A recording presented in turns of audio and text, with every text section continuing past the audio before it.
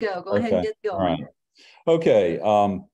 Thank you all for having me today. And like Wendy said, I work with commercial citrus growers in Central Florida and Polk and Hillsborough counties.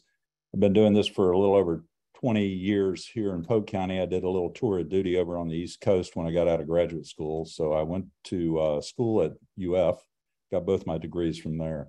And so we pretty much, the Oswalts have been in the citrus part of this for numerous years, almost 100 years now. So anyway, let's talk a little bit about the history of Florida citrus. And I think what we need to do is start at the beginning. One of the things that I think we all need, or at least I don't know if you all know this, but to realize that there are actually only 4 ancestral parents of citrus as we know it, which is the mandarin, the pomelo, the citron, and the small flowered pepita. And those are the 4 types of citrus from which all these hybrids that we have, the sweet oranges, the grapefruit, the lemons, the limes, they all came from these 4 ancestral parents. So that's kind of interesting to know that you think of all these different varieties of citrus, how do we get everything we got here? Well, they're all mostly hybrids off of these 4. Kumquats are listed here. Kumquats actually are in the species Fortunella, which is not citrus, so they are not actually a true citrus variety, although they do hybridize with the citrus genus, as does Pansaris, genus Pansaris, which is in the Rutaceae family too. So that just kind of gives you a little background about where we actually started with all this, with these 4 ancestral parents.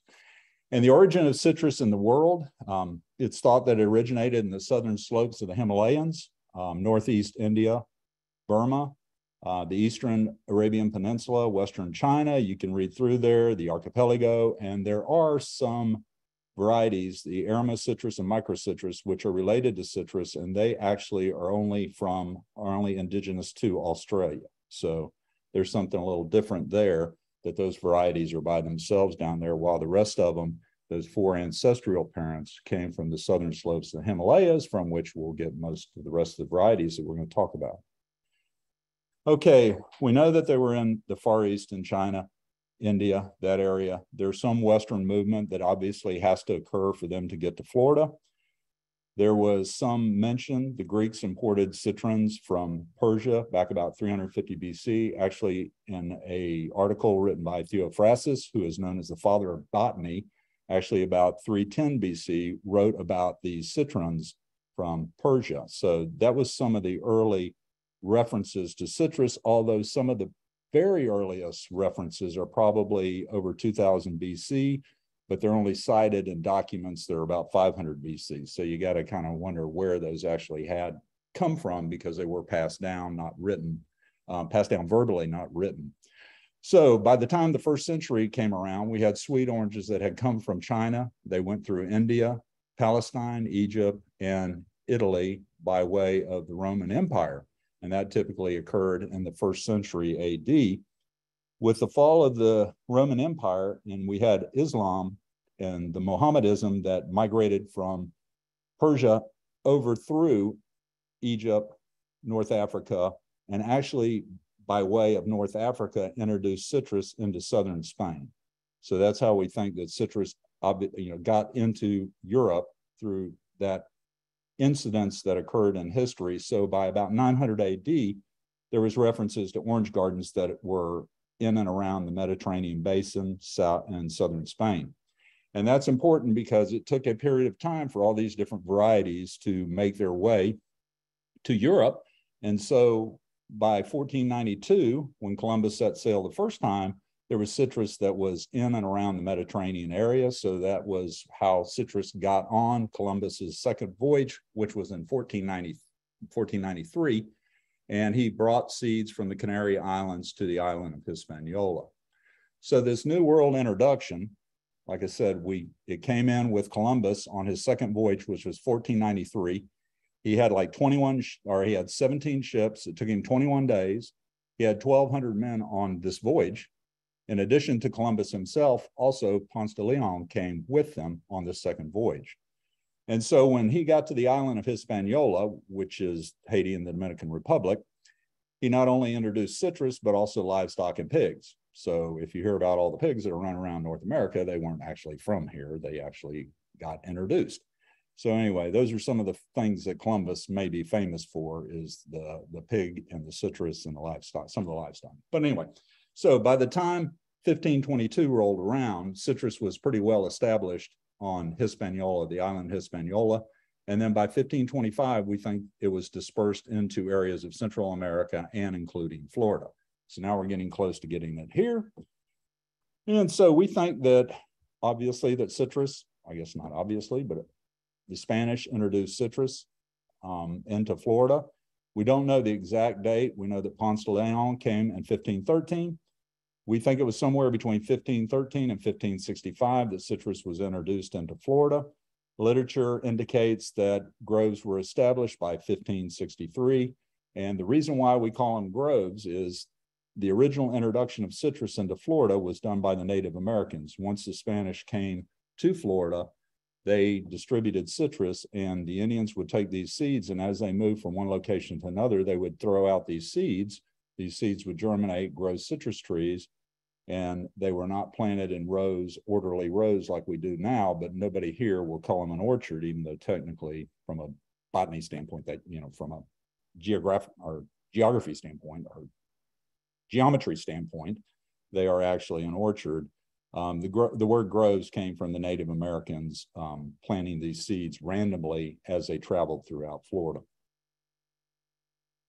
So we'll talk a little bit about the early years and citrus and where it was established. So originally citrus was well established, we indicated before, by 1563, and it was typically established along areas along the St. Johns River and other areas close to St. Augustine.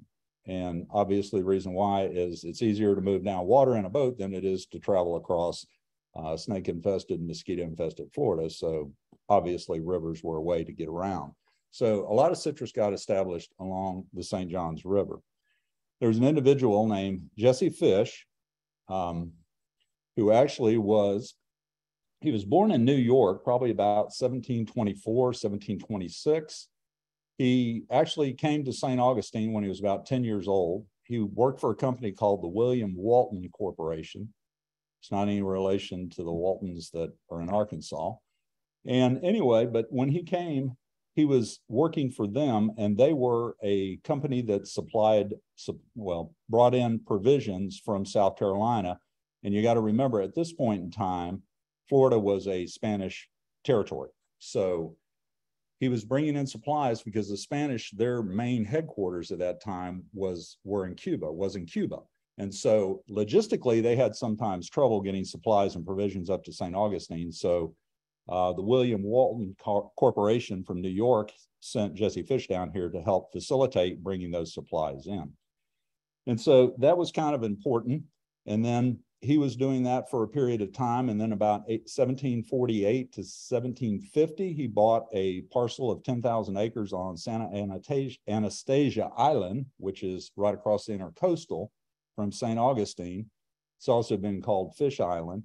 He bought that land over there, and he established his homestead, which was called El Vergel, which is Spanish for the orchard. So he started growing citrus on that island shortly after 1750. And so now we've gotten a situation where he is there, he's established that. Well, about 1756 comes the 7-Year War, the French and Indian War. So he's established a citrus grove on Anastasia Island out there. And now the country's in war. This is a territory of Spain. When it all gets said and done, the English take possession of Florida. The Spanish give Florida to the English and keep Cuba.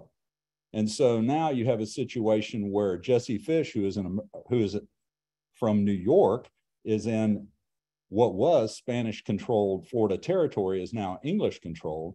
Well, the English, when they took possession of Florida, told all the Spanish folks that were there in St. Augustine that they had to leave.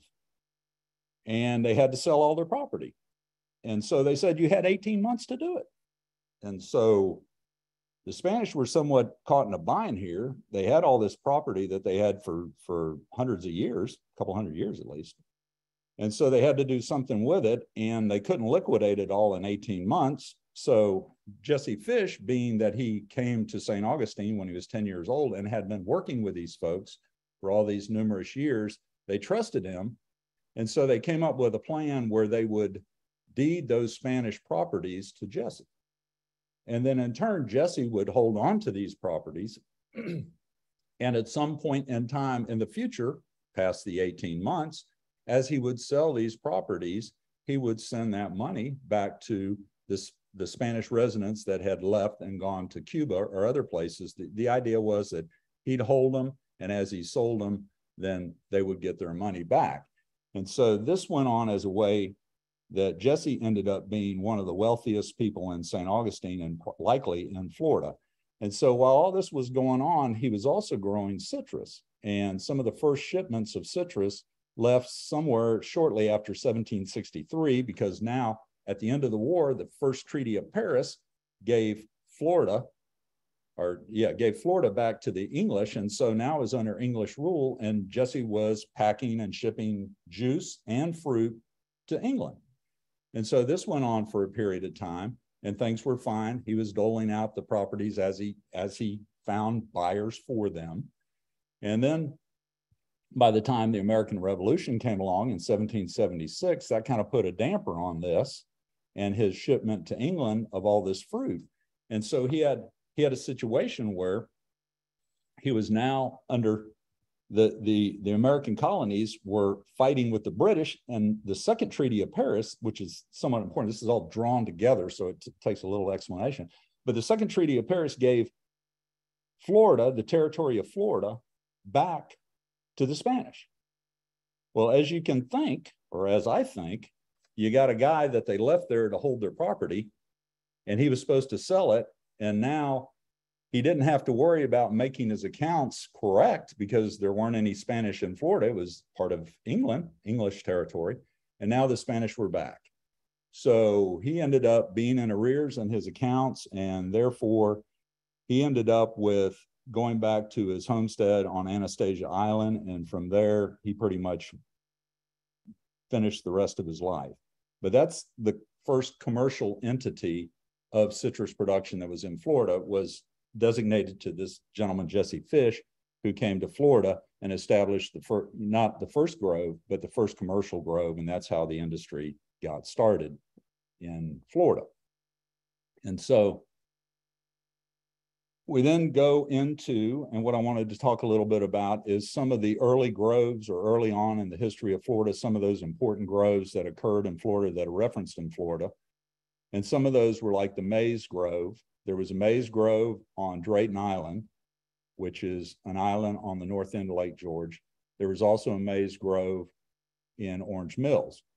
And the Maize Groves were planted by a gentleman called Zephaniah Kingsley.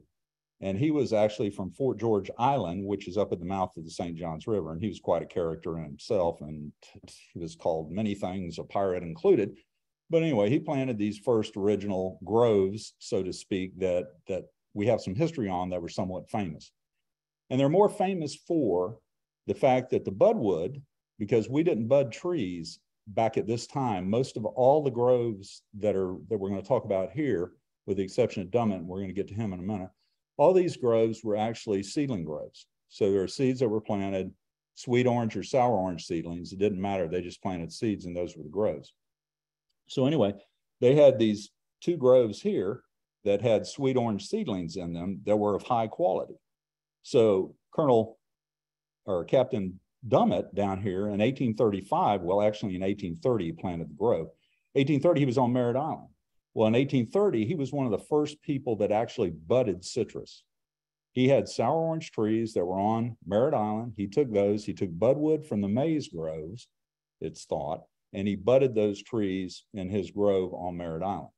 So in 1835, there was a devastating freeze, which pretty much wiped out the citrus industry as known in Florida at that time.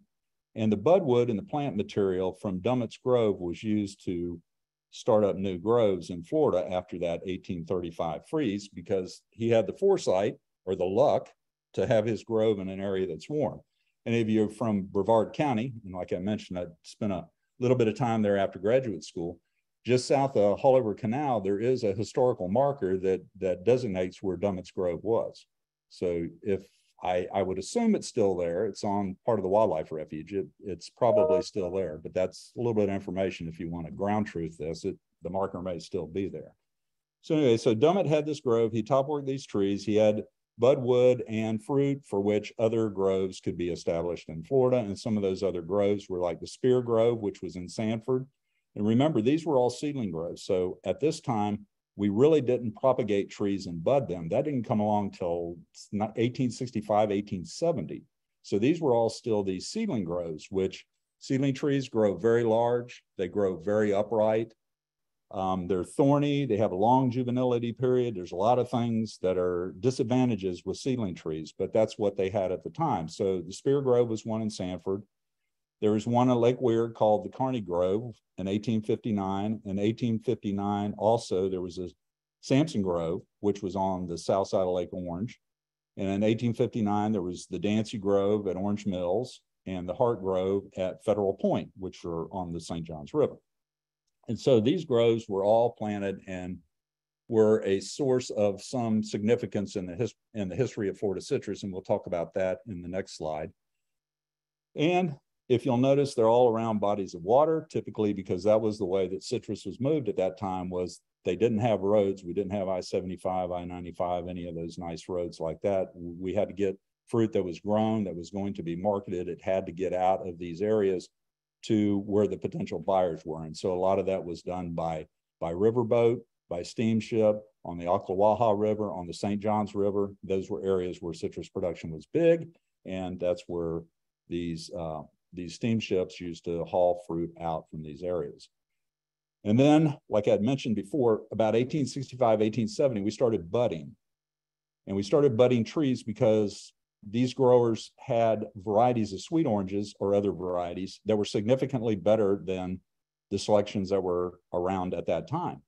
So what they did was they were trying to keep those varieties consistent. And so in 1870, General Sanford in the town of Sanford actually bought about 40,000 acre tract. And on that tract, he established what was called Bel Air Gardens. And Bel Air Gardens was a repository for about 140 different selected varieties of citrus that were collected in and about Florida at that time. And that's where a lot of this budwood and consistency in the industry would come from, is the idea that we needed to get a hold of that material and have it consistently available, rather than plant these seedling selections, which we'll talk about in the next slide. Now, these seedling selections and the varieties of citrus are significant because they came from different areas in Florida. The pineapple selection, which was identified in 1860, actually was a seedling selection that was found in Spar, which is near Orange Lake. And it was from Dr. J.B. Owen, all right? He got the seeds from a guy called Crosby, and the seeds came from China to South Carolina, Charleston, South Carolina, and they were brought down and given to this gentleman, and he planted out these seeds that were received. And from those seeds, they selected the best varieties.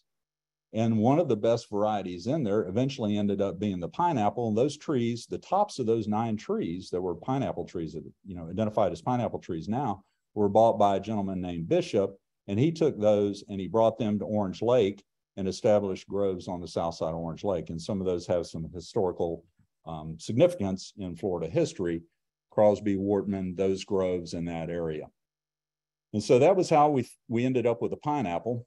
Parson Brown was another one of these. It was a seedling selection by Reverend Brown. He was over in actually near Webster, Bushnell.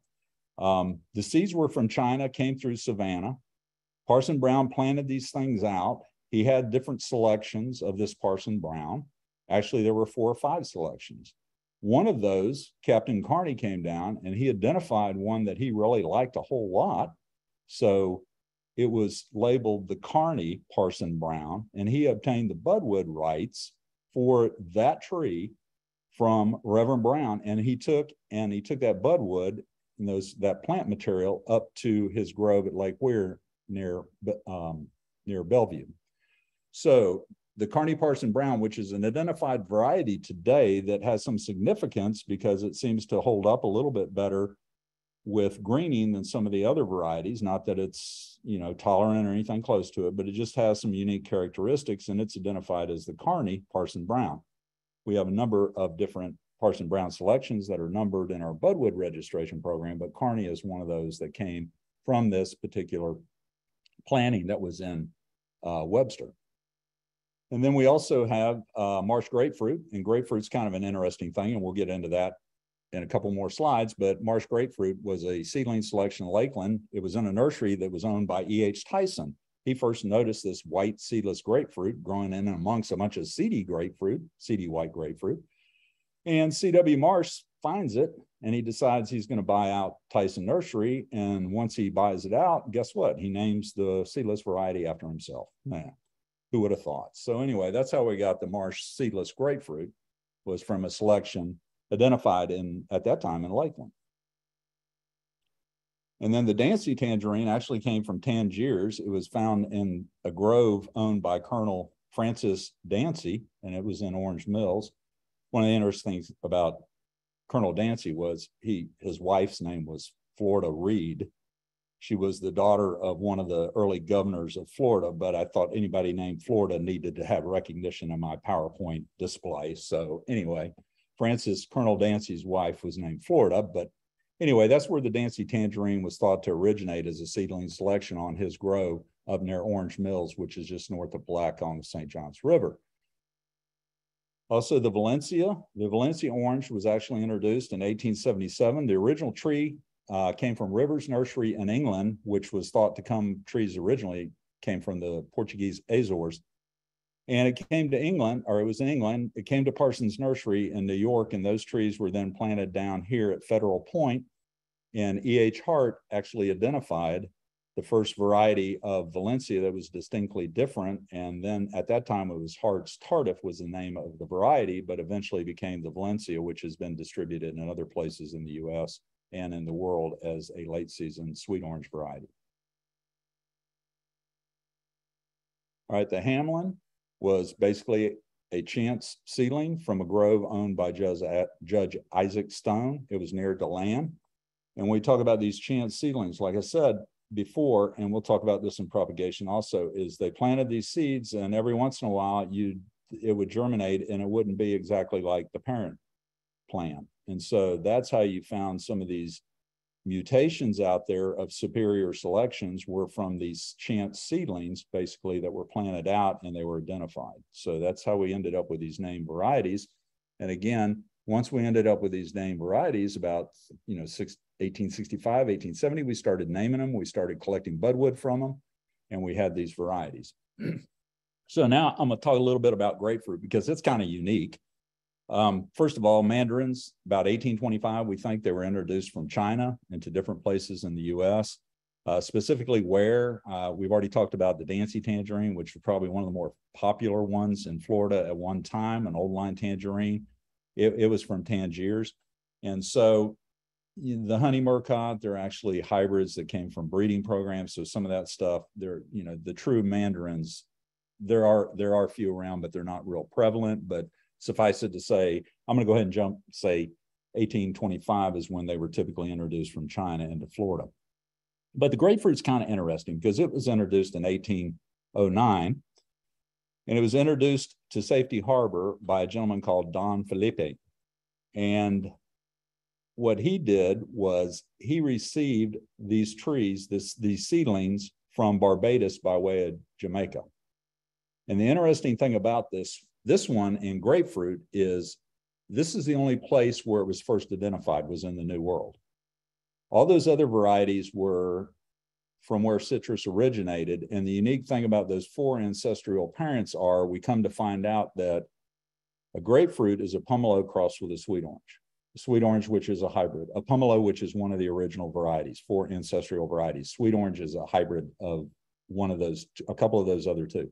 So anyway, this was a naturally occurring hybrid that occurred in the tropics, in the Caribbean. And so it was identified and it was brought to Safety Harbor in 1809 by this gentleman. And so that's where we think grapefruit originally got introduced into Florida, into the US, and where it got distributed from there. And now we're going to talk a little bit about how grapefruit got here. We discussed how it got here. Now we're going to talk about some of the implications of that. And we talked about the original seedling in 1809 that came into Florida. It was an unnamed seedling. From that seedling selection, there was one tree that was identified in 1832 that was labeled or called the Duncan grapefruit. So if y'all are familiar with grapefruit varieties, Duncan grapefruit is one of those very old varieties, 1832, that's seedy grapefruit, white, high quality, one of the staples in the industry for years. Okay, so the Duncan grapefruit was a seedling selection off of that original seedling. That original seedling also gave rise in 1860 and identified as a white marsh. And we talked about this in Lakeland, about the white marsh grapefruit. So the white marsh was basically a selection that had no seeds. So now you have a seedy variety of grapefruit. Now you have a seedless white variety of grapefruit in 1860 called the white marsh. From this seedy selection and introduction in 1809, there was one that was called the Walters in 1887. Walters was a seedy white grapefruit. And that was from one of the original selections in 1809. Okay, and now we're going to go and we're going to look at what happened with Walters. Is there was a bud mutation on a Walters grapefruit, which was a white seedy grapefruit that was pink. And so now we have the introduction in 1907 of a Foster pink grapefruit that was pink and seedy. All right, and that all happened in that Ellington, Manatee, Oneiko area down there at the mouth of Tampa Bay. Okay, so now we have the Foster, which is a seedy pink variety. And then from this white marsh, which was seedless, now we have in 1913 a Thompson pink. The Thompson pink, like the Foster, they're both pink. Thompson seedless, Foster seedy. And from this Thompson and this Foster, in the early 1900s, these varieties went off to Texas. And I know this is about Florida history, but in order to talk about grapefruit, we got to go back and talk about Texas. So we're going to go there in a minute. So these varieties actually went off to Texas, the Foster and the Thompson. One of the bud mutations off of the Thompson actually ended up with better color and had the red blush. It was called the Burgundy, and it was discovered in 1948 over in Fort Pierce. So it was a mutation off of the Thompson seedless pink grapefruit. So got one more. Texas gave us something back. In 1973, they had a Henderson grapefruit that was brought back into Florida, and the seeds were planted in seedling selection that became what we know as Flame grapefruit was found in 1987. So Flame is a red grapefruit that we have that's typically grown here in Florida to some degree even today. So now we're going to go to Texas. Hang on, that was a fast trip. All right, so we're in Texas. So as I had mentioned, we had a couple of varieties that came over, the Thompson, which is seedless, and the Foster, which is seedy. They're both pink. So what happens with these? They get introduced into Texas. And from the Thompson seedless, we get Ray Ruby or Ruby Red in McAllen. We get a red blush grapefruit in 1931 at Donna, Texas. And from the Foster, we get in 1930 what's called a Hudson from San Benito. Okay, and these are important because they give rise to the other red varieties of grapefruit that typically grow today. Right, in 1930, this was, again, a seedy selection. Foster is seedy, so the Hudson is seedy also. What they did was they irradiated the seeds of Hudson in order to get seedless varieties from those irradiated seeds. And one of those in 1970 that they developed was in Weslaco was called the Star Ruby. You might be familiar with that one. And then from the Ruby Red in McAllen, they had mutations that developed into in 1977, the Ray Ruby in Weslaco, the Rio Red in Weslaco, and in 1973, the Henderson in Edinburgh. And remember, the Henderson's important because it became shipped back to Florida, a seedling selection of Henderson became Flame. So that's kind of neat with grapefruit. Is it's interesting because you can you can kind of keep track of everything because it's been in the last 250 years or so that or less that all these different varieties of grapefruit we found, and we can kind of trace them out better than going back to the BC times with some of the other varieties. All right, now I wanted to shift gears a little bit and talk about some of the types of production practices over the years, what we've done, what has evolved over time. And one of the things that seems to be very important and historically been very important is cold temperatures and freezes in Florida. And over the course of history, there have been numerous freezes. And you can see there, we mentioned the 1835 freeze. There's a freeze in 1894, 95. Significant ones in my lifetime, and I was very young, so don't get any ideas, but it was 1962. Don't remember much about that, got pictures. And then the ones that were significant during my career basically were the 83, 85, and 89 freezes, which were fairly significant. And give you an example of what we talk about when we talk about severe freezes in 1894, 95. Production was 6 million boxes prior to freeze. After the freeze were 147,000 boxes. We had about 115,000 acres. Afterwards, we had 1,446 acres. And what was planted after that got back up to 48,200, of which 97% of that was non-bearing. So that was basically a total wipeout of the industry as it was known at that time. And these events have historically dictated where the geographical distribution of citrus occurs in Florida.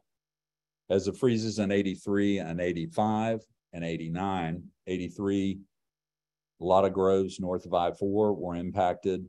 If that wasn't bad enough, if they survived, 85 came along and finished them off. And by the time 89 rolled around, there wasn't much left north of I-4. So that freeze was probably one of the colder ones, but did probably the least amount of damage because 83 and 85 had taken out a lot of the industry north of I-4. So today, the industry is predominantly from I-4 all the way south to just north of the Everglades. And this has been in response to cold weather. So that pretty much dictates where we grow citrus. We don't grow it in Jacksonville commercially anymore, and in those areas along the St. Johns River, it's pretty much moved south due to freezing temperatures. And these are just some examples of some of the freeze damage over the years and some of the older pictures that I was able to pull out. This is a freeze of 1895. That was in Orlando. Trees were completely devastated, and that's what we call buckhorning, where we cut them back to wherever the live wood is, wherever that may be. And as you can see with these, it's pretty much the trunk of the tree was all that was left. These other ones show seedling trees with freeze damage. They're in black and white because they're old pictures, but you can see the fruit that's underneath those trees. There's another one in 1895 in DeLand. I think the significant thing is when you look at these pictures, even though they're not in color, if you look at the bottom underneath the trees, you just see the carpet of fruit that lays on the ground. In 83 and 85, we had color photos then, and it literally is a orange carpet of fruit that lays up underneath these trees. And these freezes were quite significant and devastating to the industry. And like I said, that's why a lot of our industry moves into areas that we think are warmer.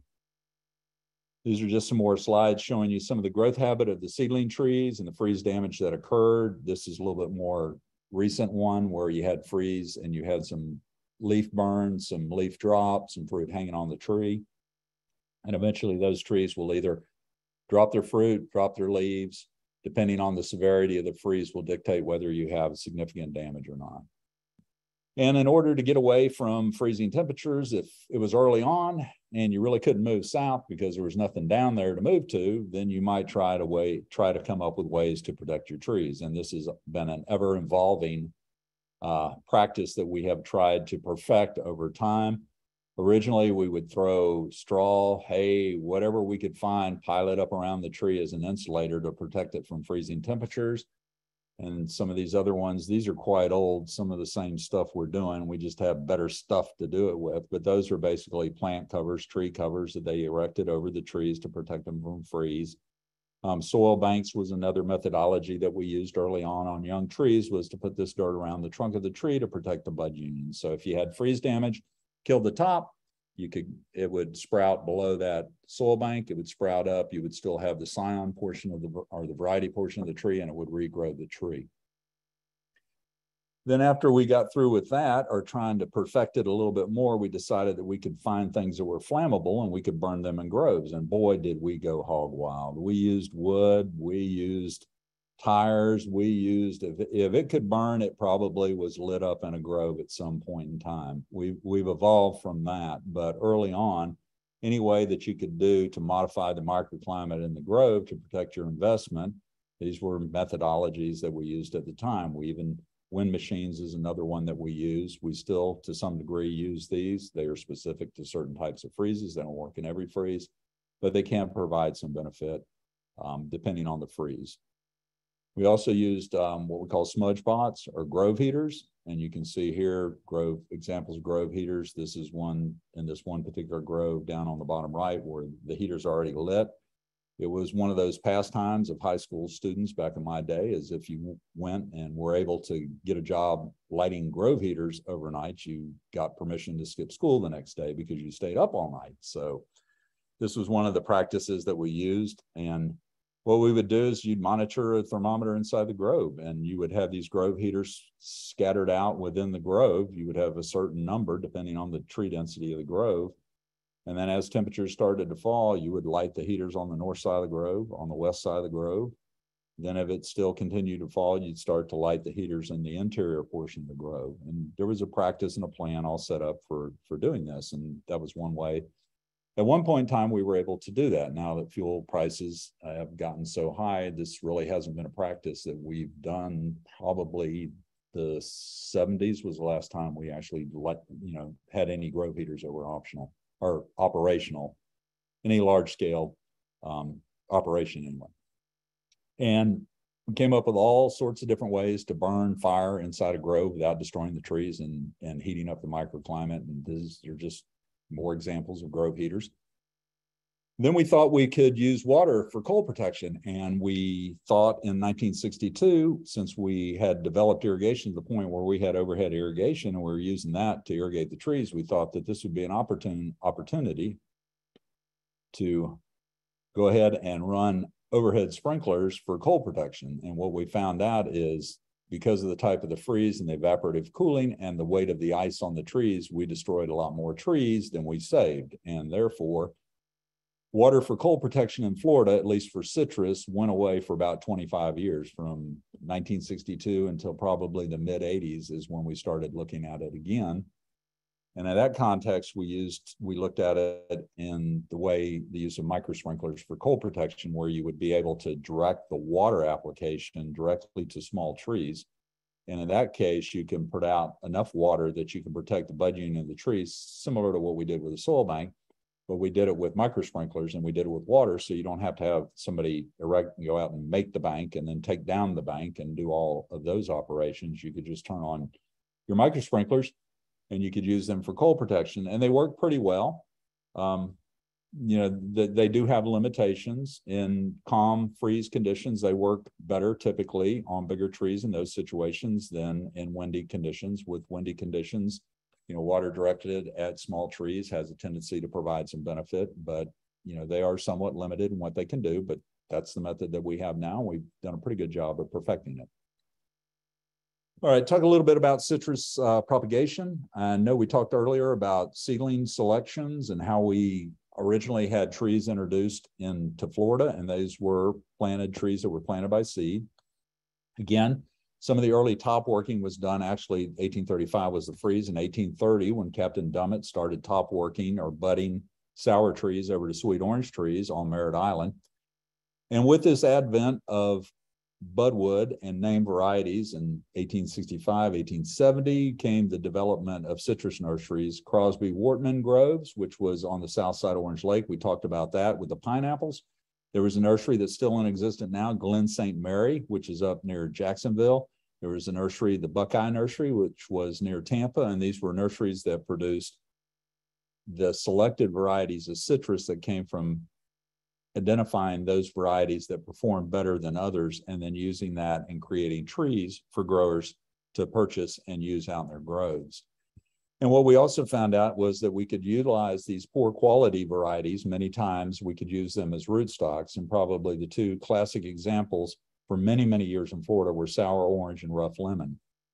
And rootstocks were typically chosen based on their qualities, what they could do for the variety or the scion portion of the tree, because they're put together, and I'll, excuse me, and I'll go through and explain that here in a minute. I got some slides for you there. But like with sour orange, we knew that what it did for the variety was it improved fruit quality and it improved cold tolerance. Rough lemon would give you high yields of lower fruit quality, and it was susceptible to cold. So we knew these things about rootstocks, and there's literally, as you can see, there's only 4 ancestral parents of citrus, and everything is hybrids, and these things are hybrids. And so there's a lot of different combinations of rootstock varieties that are out there. And like I said, they're chosen based on the qualities that they can impart to the scion or the variety part of it. And with citrus, which is kind of unique, is these rootstocks and most citrus will come back true to type from seed. So what we do when we select rootstocks also is we look for those that when you plant the seeds, they come back true to type, because you want this, you know, if you're choosing a rootstock because it's cold tolerant, you don't want to plant a seed and the rootstock you get, you don't know if it's cold tolerant or not.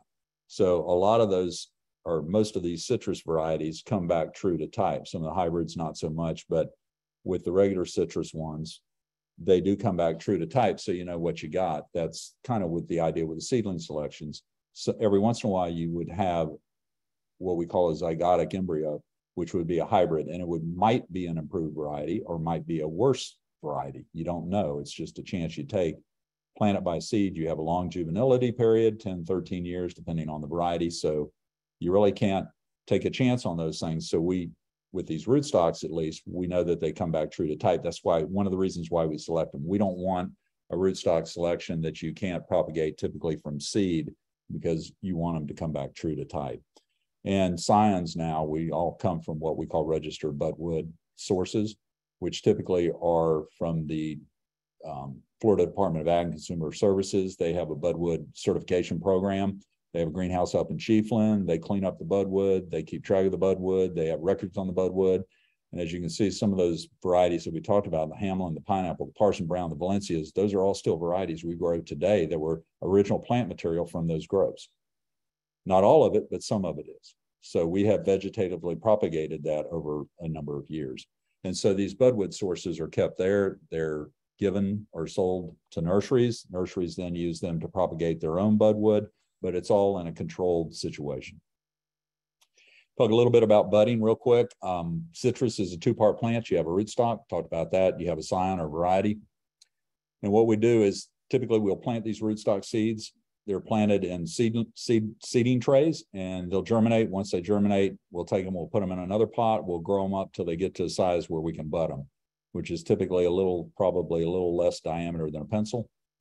And then what we'll do is we'll take budwood off of the desired tree or from a registered budwood source. And what we do is, if you look at the shoots on a citrus tree, at every leaf axil, there is a bud. And what we do is we select newer wood that is not rounded, but is still somewhat angular, but hardened off. And then what we'll do is we will take a sliver of that bud underneath that bud. We'll cut that bud off that, what we call a bud stick. We'll take that bud and we'll cut the rootstock. And in citrus, in Florida, we use an inverted T. So we'll cut down the stem and then we'll cut across the stem. What it does is open up a little flap there. And then what we'll do is we'll take this bud after we open up that flap and we'll slide it up so that the cambium of the bud will match up with the cambium of the rootstock. And once we do that, then we wrap it up with budding tape. And budding tape is not duct tape. Budding tape is not saran wrap. It's gas permeable tape. So number one, you shouldn't try this at home. But anyway, that's how you wrap them up, so you keep them from becoming desiccated, the bud from being desiccated until it heals up. Once you get it wrapped up, you wait 2 or 3 weeks. And then what you'll end up doing is come back and you'll cut the rootstock right above that bud, and that bud will be forced. And what you'll end up with is the rootstock. You can see where it's been cut back, and the scion is that portion that's growing out that's going to become the new tree. And I don't know if you can see it because my screen's a little smaller. You may be able to see a little bit better, but in that lower right-hand picture, you can see where the trees are staked up along that bamboo, and you can see where they're tied with that green tie tape. And you can see where the rootstock is, and you can see where it was cut off, and you can see the shoot that's coming up. That's going to be the actual tree. That's the top portion, the scion portion of the tree. And planting trees really hadn't changed too much, other than the irrigation system we use today are a little bit more, are better in distributing water to that tree at the initial planting. In the original way we used to plant trees, they used to come bare root. Most all trees, or all trees now that go out commercially, come from nurseries that are screened in and closed, so they're psyllid proof. And those come in those little citropots, so you don't have to take a shovel and dig a big hole anymore for these bare root trees. It's a little bit easier to do, but the principle is still the same. You remove the tree, you take it, you put it in a planting hole, you cover it back up, you use water to mud the tree in, as we call it in the industry. You mud it in, and that way it gets good contact with the soil. And then if you have the irrigation system, you come back and you can turn it on when they need water every other day until they get established. If you happen to be in this time frame, you would have to come back with what we call a water wagon, which is nothing more than a water tank on some vehicle, conveyance vehicle. And you would come by and you would put a water ring around those trees, and then you would fill that basin with water. And that's the way years ago we used to do it when we would plant resets in a tree in a grove before we had micro sprinkler irrigation. It's much easier to do with micro sprinkler. You can turn them on, you can water them all at the same time. All right, as far as pest management, a little bit about history. Some of the early pest management was no pest management. And then we started to get a little more cognizant of pests that affected Florida citrus. And so we started off with what we call horse-drawn hand sprayers, which are glorified pump-up sprayers, evolved to tractor-drawn with power-assisted pumps, and then tractor-drawn air blast PTO or engine-driven sprayers. And then from time to time, we've had pest management issues that have devastated the industry. In 1929, there was a Mediterranean fruit fly infestation that basically affected 75% of citrus trees in Florida. There was a huge quarantine. I talked to a grower, an older grower, I don't know, a couple of months ago, and I really didn't know this, and I don't know how much validity there is to it, but actually the town of Fort Lonesome is out in the middle of nowhere out in South Hillsborough County, but that actually ended up being Fort Lonesome because during this fruit fly infestation, that's where they stationed the National Guard around that quarantine area so that the material wouldn't get out with the fruit flies to spread any further in Florida. And it infected quite a bit of the industry, as did the citrus canker program. There are different issues that have occurred over time that the industry in Florida has had to deal with. Some of the early methods of pest control, you can obviously do exclusion, which is put something over it to trap whatever it is or keep whatever you want off of it. Then, of course, we have people that you would do scouting, IPM. You would go out, you would determine what you have, and then you would come up with a plan to take care of that. Here's some of those examples of some horse-drawn hand-powered sprayer. You can probably see in the bottom right, I hope, there's a barrel there, a wooden barrel of which the spray mix is on. The guy standing on the wagon there has a hand pump, and he's pumping up, and the guy out there with the spray wand is spraying the material out. So that was originally some of the early ways that we were able to spray trees. Then we got a little bit fancier. We got to the point where we could have a tractor pull a sprayer, and then we still had a guy sitting on the back of it, which probably wasn't such a good idea. And you can still see where we got a little bit more advanced. We put nozzles on the back of that and ended up with a manifold instead of a single nozzle. And we used that to spray trees for a while. And then we finally got to the point where we started using air blast sprayers. And what they'll do is they'll actually push the leaves away from the edge of the canopy of the tree, and they'll put spray-laden air inside the canopy of the tree, and that provides for adequate pest control. It puts it on target. It doesn't blow it all over the place. So we started using most of our applications today are done with air blast sprayers. And these are just a couple of examples of a couple of sprayers that we use. That the one on the right there is a Grand Whalen. Not that I'm advertising any particular brand, but that's what's on the side of it. And I know that those three little dots that you see up front towards the tractor are actually sonar that will turn off and on those nozzles depending on the tree size. All right, switch gears, go into a little bit about weed control. Remember early on, we planted a lot of seedling trees. They were planted close together. They were probably more groves than they were orchards. So you had shading all over that grove. And so that shading reduced the amount of weed growth or eliminated the weed growth that you had underneath trees. So that was probably the easiest and earliest method of weed control. Then we started to use horse-drawn harrows. Then we had tree hoe crews, which was manually hoeing trees. Then we ended up with, implements that we could hook to a tractor that would, mechanical tree hose. And then finally in the 60s, we started to look into chemical herbicides, pre and post-emergence herbicides for weed control. Because weed control in Florida, it's one of the more difficult things to do in a commercial citrus grove because of the subtropical climate. So here's some examples of early on. Theirs were drawn by mules and harrows by tractors. In the upper right there, you can see that's actually an old slide from a tree hoeing crew that came out of Polk County. They were going off to work. They all had their hoes, and there was a whole army of them, and they'd go out and they'd hoe young trees or hoe mature trees in groves because we didn't have chemical herbicides or mowers at that time. And nowadays what we use is we use tractors that have booms on them. We have a spray tank. We use pre-emergence, post-emergence herbicides. We used to do some disking, which is the upper right, which is a little bit more cultivation. And we could drag that through the grove, and we could keep the middles clean. And some of these ridge groves, it was a lot easier to do that in flat woods. It wasn't such a good idea. And then the chemical herbicides you can see in the bottom right there, post-emergence herbicide sprayed out, and it burns down the weeds and reduces the competition for water and fertilizer for the citrus tree. All right, let's switch gears. We'll go to pruning a little bit. Pruning essentially is done to facilitate harvest and to increase light interception. So research into pruning in Florida probably began around early 1950s, 1951. We really started in earnest using mechanical pruning in the 1960s. And the process of pruning, if you prune the sides of a tree, it's called hedging. If you prune the top of a tree, it's called topping. And it reduces, again, the size of the tree so that you don't have those seedling trees that we originally had.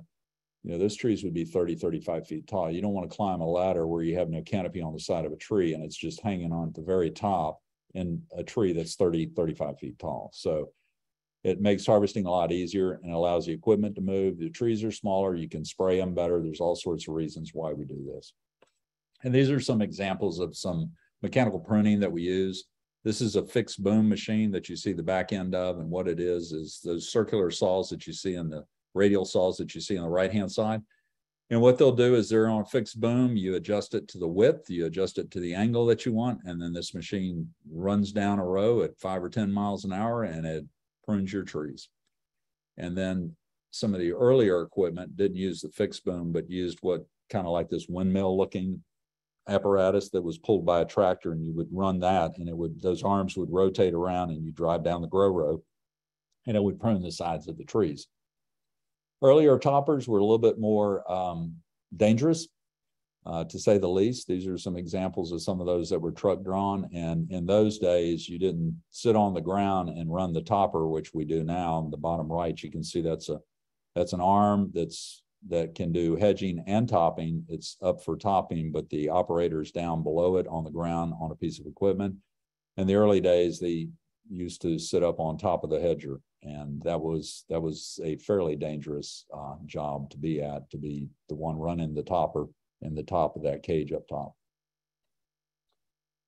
Switching gears into fertilization. Okay, some of the early fertilization we did was we applied organic materials. You know, we didn't really have commercial fertilizer formulations yet. They really became available probably around 1930s, 1931. We started doing research at the research centers on high analysis fertilizers back in the 1960s. And typically what we do is we'll use dry granular fertilizer types that, you know, that you buy at the garden center, and we'll use those, and we'll use a spreader and we'll spread those out. Today we use a variety of different types of fertilizer.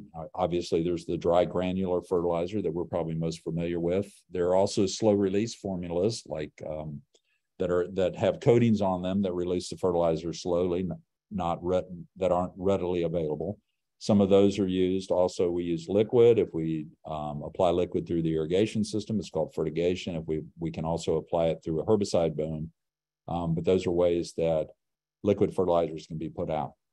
They're typically delivered in bulk. So you'll see these big machines that transport these granular fertilizers and or liquid fertilizers around.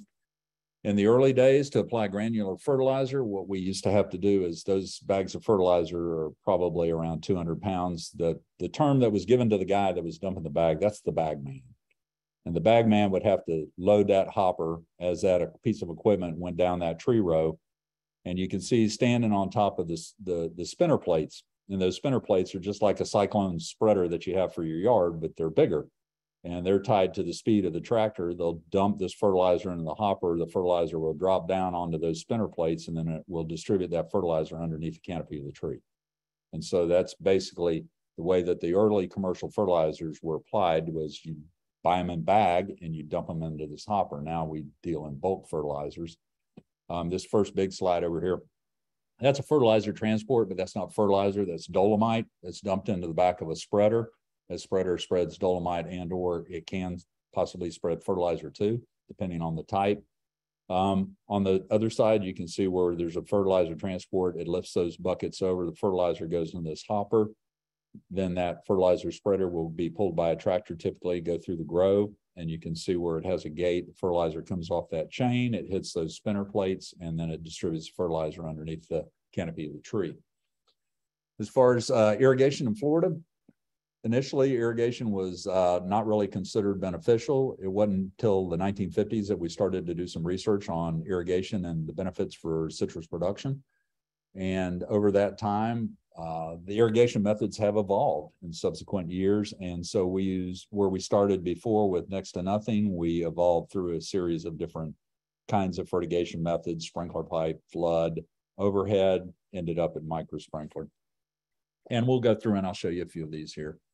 Originally, this is one of the older pictures where there was a pump. The pump filled up a tank that was elevated. The tank then would have elevation, so you would have pressure, and then they would go out and they could water individual trees. This was not typically the way it was done at that time. This is kind of a strange situation, so to speak, because early on we really didn't irrigate citrus.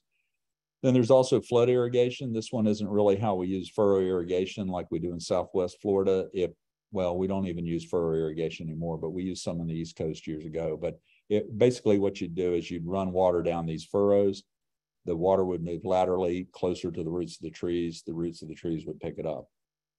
And that was one way that we used irrigation before we had, sprinkler pipe and those types of equipment to use to apply the irrigation water. The bottom right there is sprinkler pipe. Those are kind of large emitters for delivering water. That's almost a flood situation, but sprinkler pipe was one of the earlier ways that we actually did some of the initial research on irrigation, was done with sprinkler pipe. This is a little bit more realistic application of sprinkler pipe. You would have these smaller holes in this aluminum irrigation pipe. It could be steel. Most of it was aluminum. The stuff that I used to haul when I was in high school was aluminum. You would haul these things up. You'd set them in between tree rows, and then you'd crank on the pump and you'd run them for a period of time. And then when they got done, you'd go in there and you'd unconnect them and you'd move them down to the next row and you'd run them for a period of time. So that was the original irrigation. When we started doing some science on it, that was the original way that we did it. And then we got to the point where we started using overhead irrigation. Overhead irrigation, of course, at one time you could irrigate 100% of the acreage. We demonstrated that it was very beneficial for certain varieties of citrus to have irrigation as far as fruit set, yield, quality, those attributes. And now today we're using more predominantly micro sprinkler irrigation, and what you end up with is you end up with the micro sprinkler irrigation that's underneath the canopy of the tree where the predominance of the roots have developed because of the irrigation. You can see the wetted pattern underneath this tree. We have different emitters. We have 360s with spokes. We have 90 degrees with flat fans, depending on the application: cold protection, irrigation, young tree, mature tree. We use different types of emitters. Switching a little bit, we'll talk a little bit about harvesting and how that has evolved over time. Earliest harvesting, fruit was typically harvested into baskets or something like that. They were then put in wooden barrels and lined with Spanish moss, and then they'd be shipped off and sold. So that was probably the earliest way citrus got delivered and moved around. Then about 1875, the invention of the citrus field box, which was a standard box of measurement that is even today used in the industry, which is 1 3/5 bushel. That means for oranges, it weighs 90 pounds. For grapefruit, it weighs 85 pounds. For tangerines, it's a 95-pound box. But that's the volume of measure that we use even today in the industry. In Florida is 1 3/5 bushels. When you look at other states, they may call their field boxes, but they may not necessarily be 1 3/5 bushel. They have different sizes for their boxes depending on the state, whether it's California, Arizona, Texas. And then in the mid 1930s, we shifted from handling fruit in these fruit field boxes, which were 90-pound boxes once they were loaded, into more bulk handling. We mentioned before that some of the early transport was done by steamships on rivers like the St. John River, the Ocklawaha River. That's one of the early ways that we could move fruit to market was using these waterways. And then about 1860, 1880s, railroads started opening up new areas to citrus production. In fact, some growers had groves that were off, and they would build a spur line to get to their groves so that they could have their grove and their product put on that train and shipped out of there. And then in 1990, there was some interest in mechanical harvesting. And some of that took off for a period of time. It really has not become a common practice in the Florida citrus industry. With some of the early harvesting, it's all done by hand. We had horses, we had wagons, we had boxes, field boxes that were loaded. You can see it still involves people with picking sacks or bags or baskets. They still climb up ladders. Some of these ladders are quite tall. These are probably seedling trees, or before they did hedging and topping. So they're rather large trees. You'd climb up there, you'd fill up your bag, you bring it back down, you dump it in one of these field boxes. And you can see here where they're filled up their sacks, they're coming back, they're dumping them in these field boxes. They weigh 90 pounds a piece. Okay, they got them down in the field. Well, somebody's got to get them on that little trailer over there. I think you can see it. But in that top right, there's a trailer there where they load those field boxes. So somebody had to physically lift those 90-pound boxes and set them on there, which was a job in itself. Then eventually we started to get a little bit smarter. I don't know if it was smarter, but it involved taking those field boxes and actually lifting them and loading them into a fruit trailer that was pulled through the grove. And you can see in this instance where you have these smaller 90-pound field boxes, and then you see the bulk trailers that they're actually loaded into, and they were done by hand. And you load them up into those trailers, and then those trailers would haul them to the plant, to the packing house or the processing plant. So you can see it was a lot of work. A lot of manual labor. We've gotten a little bit better at it. We still do the harvesting by hand, so that still remains the same. And then we started to get into equipment. And one of the things we did was we got to the point of bulk harvesting fruit, or bulk loading fruit. And what you see here is what we call a goat. Excuse me. It's called a goat. And what a goat typically is, it's a loader which has a hydraulic arm. It lifts up these baskets of fruit that hold typically 10 boxes of oranges. So it weighs about 900 pounds.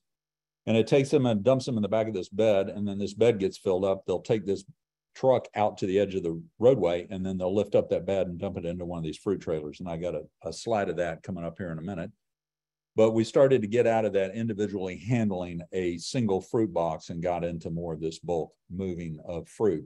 And these goats, something interesting about what we call these fruit goats, they're actually old school buses. They cut the frames and they put them together, and then they put the hydraulic lifts on them and turn them into field lightning loaders, fruit loaders. And here's some examples of some mechanical harvesting that has shown up over time. There's a couple of different equipment here. Most of them, one of the top right is a trunk shaker with a catch frame. The one in the bottom right is a canopy shaker with a catch frame. They catch that fruit and they'll load it in trailers, but it really has not, and even with greening, because the yields are so low, it's really not caught on with the industry as far as a practice. Like I mentioned before, a lot of the fruit got moved out on waterways, steamships, up the St. John's River.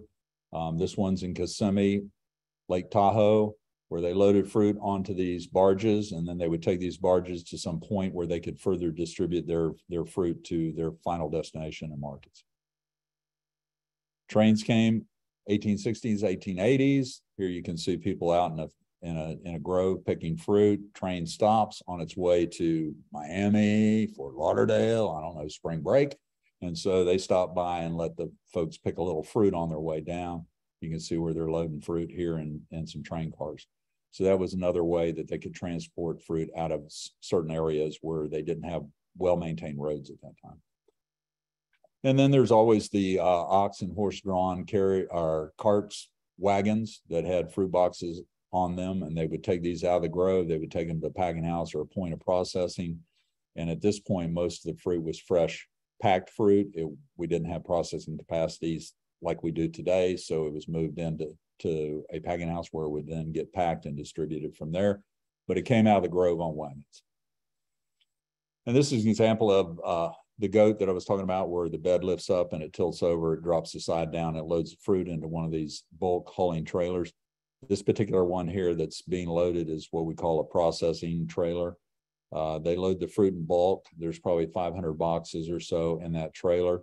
The bin over there on the right, top right, is a 10-box bin. It's not a bin, we call it a tub. It holds 10 boxes, 900 pounds. And then that flatbed down there is typically how we do fresh fruit, because we don't want to put 500 boxes of fresh fruit in a trailer. We got to run it in a packing house. We put it in these 10-box bins. Those 10-box bins then get run through the packing house and they get dumped there. So it's a little bit more efficient way to harvest fresh fruit. All right, as far as product development, talk a little bit about some of the milestones, I guess, in citrus production in Florida. In 1915, the first citrus processing plant opens. It's called the Fresh Fruit Products Company, and it's in Haines City. I believe it's in Haines City. And they were packing grapefruit juice in glass bottles. And then in 1920, there was a veterinarian by the name of Dr. Crump in Winter Haven that actually froze orange juice in an ice cream freezer. So you could say this was the advent of frozen, not concentrated, but frozen orange juice. The frozen concentrated orange juice actually was developed in 1945. It was developed at the IFAS Citrus Research and Education Center. It was a cooperative effort by the USDA and the Florida Citrus Commission and the University of Florida. And that's where we developed the ability to concentrate orange juice. And these are just examples of some of the earlier plants and where they would can juice. They had machines that would come in, they would automatically fill those cans with juice. And these are just some examples of a canning plant. Don't really do much canning like this anymore. This is inside of a processing plant. On the left there, I think those are FMC extractors. So those are actually the equipment that when the fruit comes into the plant, it gets washed. And then as it goes through the process, it ends up in an extractor where the juice is extracted from the fruit. And these are the machines that actually do it. Up top on the right, you'll see those are the fruit trailers. I said those bulk fruit trailers that hold 500 boxes.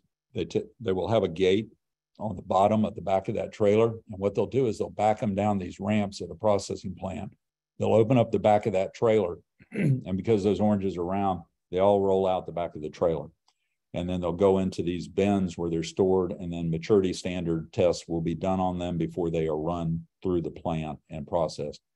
So this is a way that fruit comes in, bulk fruit comes in and gets unloaded off of these trailers. That's a picture of the group of people that came up with FCOJ, frozen concentrated orange juice. And this example of a more modern type situation, processing plant over on the left on the big picture there, you see that tall structure over there. Those are the evaporators where they evaporate the water off of the juice and then make the concentrate.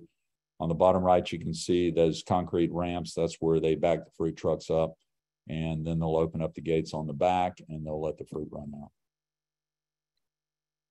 Some of the early processing plant, or not processing plants, packing houses where these guys and girls and folks are in here packing individual boxes, bags. A lot of it was done by hand. A lot of the place packing and fresh citrus is still done by hand in Florida. There is some machine loading. The bags are done that way, but a lot of the gift or the boxes that you see that are shipped out from these processing or from these packing houses are done place pack boxes. And then the ever popular back in the day, you had these orange stands that used to line US Highway 27 from the state line all the way down to South Florida, where they would have these gift fruit stands that would offer gift fruit for people to stop in and try the juice and, you know, buy an alligator, I don't know, get some fruit, take it back home, those types of things. But they were part of the roadway, scenic roadway part of Florida back in the day. All right, talk a little bit about industry right now, citrus industry. In 1998, we actually found the Asian citrus psyllid, ACP. It was found in Florida. We did not think we had HLB, which is the pathogen that the psyllid will transmit. So we didn't think we had citrus greening. We have the psyllid, we have the vector, but we didn't have the disease. That was somewhat short-lived because in 2005, we did find citrus green or Hong Long Bing down in near Homestead in Florida City. From there, it's pretty much spread throughout the industry. It's endemic in Florida now. North Florida, the Panhandle, probably has very little, if any. But the traditional commercial citrus industry in Florida, it's pretty much endemic. And it's spread all over the industry. The HLB, the pathogen, and the psyllid itself are also found in Texas and California. I'm still not sure they have found it in Arizona. I think Arizona still may not have an introduction at this point, but Texas and California certainly do. All right, and this is just a picture of some symptoms. The flush that you see there, those little insects there, that's the Asian citrus psyllid. Jumping plant lice is what we call them, ACP. They transmit the pathogen, Hong Long Bing. The upper right there is some of the symptoms on the fruit that develop. You get the inverted color development on oranges. So you get, instead of green at the top, orange at the bottom, you get orange at the top, green at the bottom. Those are some symptoms of the blotchy mottle on the foliage on the bottom right. And what has happened is over time, we have had to make adjustments in our production practices to maintain some level of productivity. So as you can see here, we're trying to reset trees. We're trying to protect those trees. We have, we have these individual plant covers that we use now. We're removing trees that are unthrifty. One of the other things that's used to a limited extent is what we call cups, which is citrus underproductive screen, where you take, in these cases, typically 10 or 20 acres, you put up a screen around that, similar to what a citrus nursery would be on a smaller scale, but you would actually grow citrus inside these structures. The structure, the screen is small enough that the psyllid can't get through, so you don't have greening inside these structures. And so there are some of these that have gone in, probably down where I am. I'm thinking probably about 1,250 acres worth will probably be done in a short amount of time, but it's still a small portion of the industry, but it is a viable way, one of the pest management practices of pest exclusion, and that's what you're doing with these structures. So there's some of these that are going in to try to mitigate some of the HLB, the bad parts of HLB. And this is just an example of citrus production in Florida over the last, this graph goes for about 15 years, I guess, 15, 16 years, 15, 16 years. And you can see at one time, back in 2007, we were up over 200 million boxes of oranges. This one goes to 2021, which shows that we had about 60 million boxes, a little less than 60 million boxes produced. And this year, the estimate is for 16 million boxes. It's worse because of the hurricanes, but the original estimate without hurricane damage was around 25 million boxes, and now it's down to 16. So you can see we've gone significantly down due to the introduction of HLB. As far as acreage is concerned, we're steadily declining in acreage. This graph shows about a little over 400,000. We're probably under 400,000 acres of commercial citrus today. That continues to decline. Again, HLB, again, people love to live in Florida, so there's a lot of pressures pushing down on that acreage number. As far as yield, this one happens to be for Polk County because that's where I work predominantly. And so you look at the average production per acre, and you can look there and you can see at 0506, that drop was due probably to one of the hurricanes. But you can see we were up there around 360, 400 boxes the acre on average, and that's averaging everything, even the non-bearing acreage. And this one goes down towards 160 boxes per acre. We still are above the state average, which this past year was 120 boxes the acre. We're just a little short of 125 boxes the acre. So you can see where we were at 380 down to 125, 130. So just my little disclaimer here, the photo references that I used came from the U.S. Library of Congress, the Florida State Archives, from the Smathers Library on campus, their online photo library, and the IFAS photo database. And so I have probably gone over time significantly, which I knew I would, but if you have any questions, I'm available. They do have questions out there. So this has been amazing, Chris. Everyone's just been like, oh my gosh, this is so awesome in the chat box. So we've been enjoying. So some of the questions were, when did the restrictions for carrying fruit from state to state begin to impact Florida? The individual carrying of fruit out of Florida probably began with the citrus canker eradication program. Okay. Because that's a federal IFAS regulation.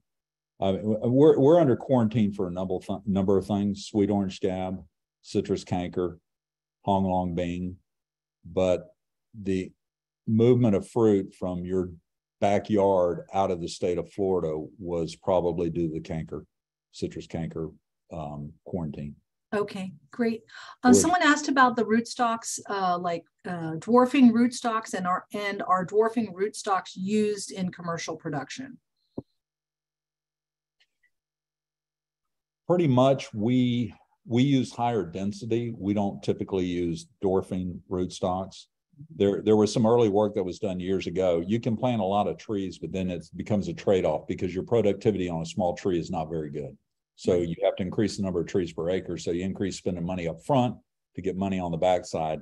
But typically, not the excessively large trees, but the more efficient trees are the way to go. Not so much the small, small dwarfing trees. Yeah, and those like flying dragon, those trees grow slow as molasses. Oh yeah, I mean, depending on the scion that you have, some scions that are vigorous may make a little bit bigger of a tree, but you put something like, Valencian flying dragon in 7 or 8 years, it won't be 6 feet tall. Right. Yep. So Joanne said that she had read about companion planting with citrus, like rattlebox, the crotalaria. And are you seeing any of that? And what are your comments on if that's helpful? Not to my knowledge. I mean, we've looked at I know that there's been some research done on soil improvement with cover crops and things like that. But as far as, you kind of got to understand, you got to keep the weeds out from underneath the tree because these trees are sick, they're infected. So you need to be able to irrigate them and get them water. So planting things that may compete with them, is something that we typically are not going to do underneath the row, in the row middle. Well, in the row middle, yes, is fine, but in the row, probably not so much. So, okay. Some of this green material does, there's, one of the things that we see that I have seen over the years is the groves that have a tendency, and there's no scientific information for this, but a common thread in the ones that I think are good growers, they usually have done something to improve soil structure, either water holding or nutrient holding capacity.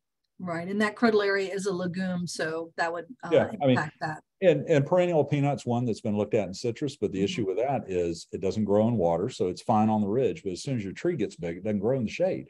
Right. So, you get caught that way. So right. So we had a couple of folks like Carol Carlisle saying that she had a commercial grove in Orlando, 50-year-old trees, but lost that to citrus canker eradication. And then Murray in Citrus County and Floral City had a small grove that was lost in a freeze. So, just some folks commenting on that.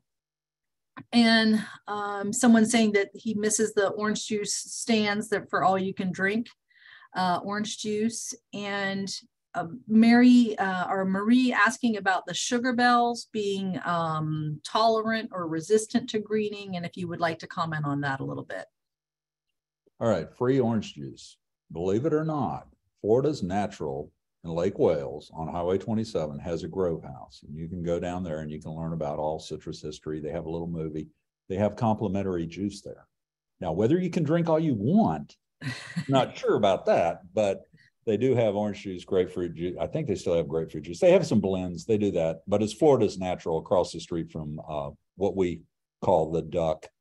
Right. They're on Highway 27. Just I'm going to ask you this question, Chris, because I've lived in Florida a few decades, and that Donald Duck plant always stunk in Lake Wales. but now it doesn't smell like Florida's natural doesn't smell. What was that fragrance or aroma that was coming off of that plant back in the 70s? Okay, well, a lot of the juice that a lot of the processing plants and the process that we use today is to make single strength juice. So many years ago, when you were probably going by there, they were making a lot of concentrate. I see. The predominant product typically, from Florida has been single strength juice. So they don't concentrate it. They pasteurize it, but they don't concentrate it. And so when you concentrate the orange juice, that's when you take off the water, and the water comes out of those evaporators that has that essence with it. And that's probably the smell that you enjoy. Yeah. Thank you. Uh-huh. The mystery solved. I appreciate that. And what about the sugar bells and their tolerance to greening? Are you seeing them entering into production? Marie said, are they resistant? And we know they're not resistant. They might just be a little bit tolerant. But what are you telling your growers on that? I would say at this point, I don't know that I mean, it's hard to determine what tolerance is, because if you think about that in the terms of plant pathology, you have the pathogen that doesn't affect yield. So you have the symptoms, but it doesn't affect yield. I don't know how we tell that, because everything has the symptoms. So I don't think we have tolerance, but I don't know. But what I would say is for sure, I feel comfortable saying we have varying degrees of susceptibility. And I would say that sugar bells are probably less susceptible than other varieties. I mean, grapefruit. You just literally, it's HLB and grapefruit. You just can't grow grapefruit outside. It's very difficult to do because of HLB. Sugar bells you can grow outside. The issue that we're having is you still have to do those things that are specific to HLB management to get them to be as productive as you would want them to be. So if you throw one out there, you don't do the right things, you're still going to have green fruit, you're going to have misshapen fruit, you're going to have off blooms, and you're still going to have some of those things. Will it grow? Yes. Will you have symptoms all over it? Yes. Will it affect fruit quality? Probably to some degree, but again, I would say that it's less susceptible than some varieties, but it still gets it. And there's some issues commercially with it because we do all the right things and we're having issues with it. Okay.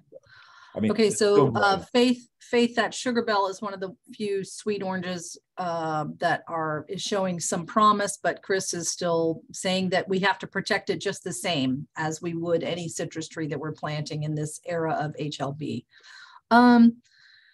Jim is asking, where does Florida stand in production nationwide? Is HLB catching up to California and Texas yet? Texas, it's more problematic. It's probably the worst in Florida. Texas, it's probably getting pretty bad. Okay. California, not as bad. I mean, they have some introductions. They see it in some places. They have the pest. They have the psyllid. They have found the pathogen. It just hasn't spread at this point where they haven't detected it widespread in California yet. So as far as production, Florida, Polk County at one time produced more oranges than California. That's no longer the case. So it's really taken a big toll on production here in Florida. Yeah. So the least susceptible citrus to HLB, we're seeing that I guess some of the lemons will produce, have it, but still are somewhat productive for the citrus dooryard varieties. Anything else we might see that is a little bit more tolerant? Yeah, I think as a rule, or as a suggestion, I guess, not a rule, most of what I see as far as less susceptibility are those varieties that have a tendency to be a little bit more vigorous. So obviously you're talking about lemons and limes. And if you look at the history of lemons and limes, they still get it. They will get it. They will eventually succumb to it, I'm sure. But initially, because of the vigor of that, depending on the rootstock variety combination, if it has a tendency to grow a little bit more, be a little bit more vigorous, it seems to be a little, it seems to hold up better, if I could say that. I'm not saying that it's not going to get it. It will. There are things that seem to hold up pretty well for a number of years, and then all of a sudden it finally catches up with them. Yeah. So Janice up in Leon County said, is UF recommending citrus in the home garden again? And I think we've never really stopped, but we just said always protect as much as you can for HLB and expect a short lifespan, right? Is that kind of what the company line is? You would be the expert here on what the thinking is behind dooryard trees. I just know that it's very difficult for commercial growers to plant trees and get them established. I mean, there's some things that we do that we try to give a sort of a leg up to get them going, but it's still an uphill battle. And whether you're growing, I mean, I live in an urban area and I do a lot of bike riding. So I ride in neighborhoods where I see orange trees that don't look so bad. And, it may be a factor of, if you don't push trees, they don't grow a lot. They're not as attractive to the psyllid, therefore maybe not get infected as much because you don't have as many psyllids feeding. This is all just speculation. I don't know, but I know if you put it out there, a psyllid will typically find it. And then you have the issue of being endemic in Florida, it's probably going to get it. How bad does it get it? I don't know. But I mean, I've seen examples, where, the tree has it. It doesn't appear to be too terribly bad, but then it might not have that much fruit on it. I mean, I don't know, but, I just will speak from my experience with working with commercial growers. It's very difficult to do it commercially. So I wouldn't expect it to be any easier for individuals. Right. And, with the tree defenders and the reflective mulch, and, these are some of the techniques that people are using out there. And Janice is actually from Volusia County, and Janice, Brittany is doing a course on planting a sugar bell and, and the protection measures that can be done. The class is $65. You're going to get a tree defender, you're going to get a reflective mulch, and you're also going to get a tree to start. So that would be fun. Well, Chris, this has just been fascinating. I would like to pick your brain even more about some of the citrus history. I'm just so glad that we got this all recorded. Everyone has just very much enjoyed the history lesson, and remember all that this recording will live on the Master Gardener website. The closed captions will be there, and the slides will be full range for you to be able to take a really good look at those and take notes along the way. So in fun information, some people were asking about budding, etc. Dr. Jeff Williamson is going to be visiting with us at the webinar in April. So if you have questions about budding and grafting, Jeff can kind of fill you in on that too. So that'll be great. Well, Chris, thank you so much. We can't be more appreciative, and hopefully we'll get you again to do this some other time in another venue, because it was such wonderful information. Really appreciate it. All right. Thank you very much. I enjoyed it. Take care. Bye-bye. Bye.